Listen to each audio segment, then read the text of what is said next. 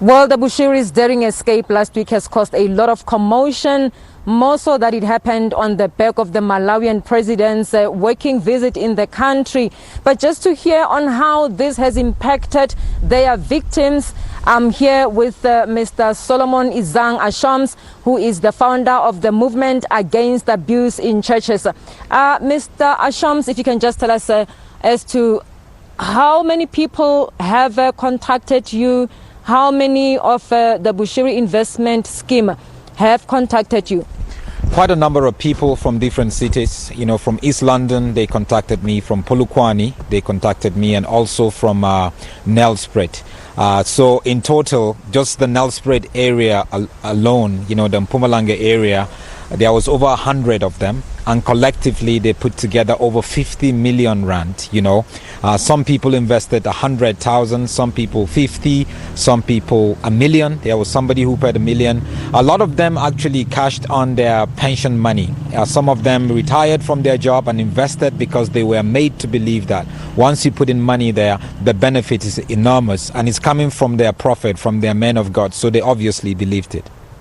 And these are people who surely, showed you their proof of payments.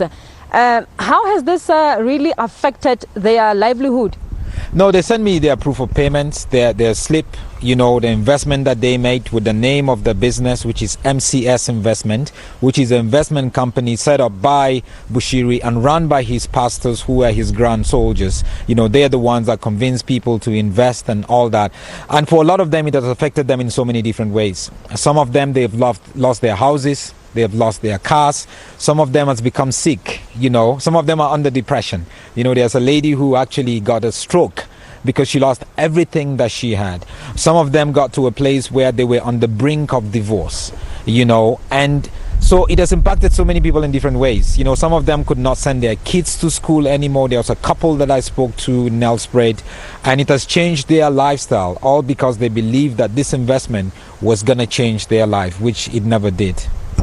Have you been able to, contact some of them ever since the Bushiris' escape, and how do they feel about this?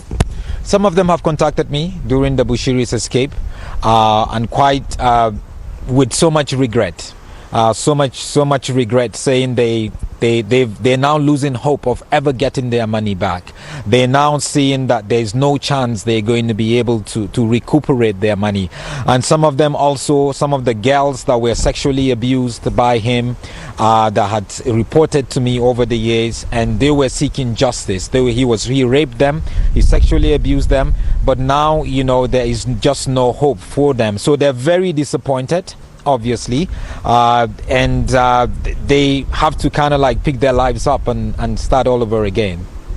You've been really working for quite a long time on how Bushiri operates, and if you can just tell us as to what are some of the things that you have uncovered. Well, I've been investigating Bushiri and following him for the last 4 or 5 years. It all started when I started getting complaints around him. Obviously, a lot of the miracles and prophecy that he does, we know all those are fake. They're not real. But girls started getting in touch with me, telling me about how he raped them at the Sheraton Hotel, how he raped them in his office, so many different places, and people that have lost money, people that have invested money, people that were asked to pay money just so they can have a one-on-one with him. People that paid 10,000, and I remember this girl very well. Actually, she got in touch with me, didn't know her from anywhere, and she said she wanted to show me something about Bushiri, and I went to her and I met her, and she showed me a baby, a 6-month-old baby. She said, that's Bushiri's baby, and I didn't know her from anywhere. She contacted me because Bushiri wasn't taking care of her and the baby anymore. He wasn't paying their rent, he wasn't giving them monthly allowance to take care of themselves, and I had to report that to the CRL commission, and because of that, obviously, he started taking care of the baby. And there are other girls that went to visit one time, and he would prophesy and say no, he wants to see them one-on-one, and they go, and then he rapes them. It has damaged them. People have lost money, people have lost almost everything they have. And over the years, that's what I saw over and over again. Forex business, investment schemes, put in money, and that was how he made money. Obviously, he isn't a good businessman. He only stole from the poor. Nou, Gauteng